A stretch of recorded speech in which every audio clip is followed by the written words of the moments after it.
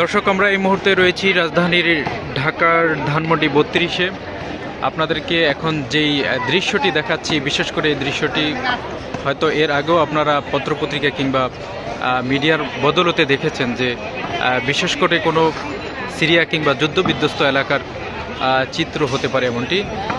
তো সেই বিষয়টি এখন বাংলাদেশের রাজধানী ঢাকার ধানমন্ডি ৩২, যেটি ইতিহাস ঐতিহ্যের সাথে যে ভবনটির ঐতিহ্য জুড়ে আছে। তো বিশেষ করে এই ভবনটি ভাঙার পেছনে গত বুধবার রাত ৯টায় পতিত আওয়ামী সরকারের প্রধানমন্ত্রী শেখ হাসিনার ভাষণকে কেন্দ্র করে বিক্ষুব্ধ ছাত্র জনতা এই বাড়িতে হামলা চালিয়েছে।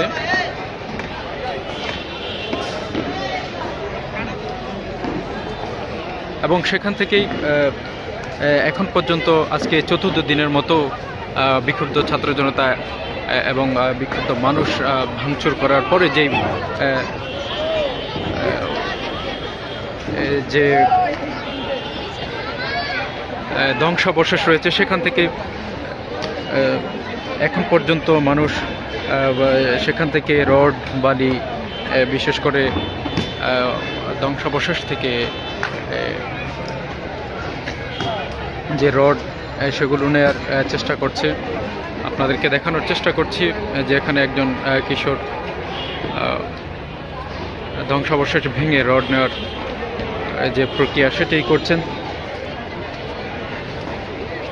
তো সাধারণ মানুষ আসলে যেমনটি জানিয়েছেন যে পতিত আওয়ামী সরকার ভারতে পালিয়ে যাওয়া প্রধানমন্ত্রী শেখ হাসিনার ভাষণকে কেন্দ্র করেই এই বাড়িতে হামলা হয়েছে এবং বিক্ষুব্ধ ছাত্র জনতা সেটি ভেঙে দিয়েছে।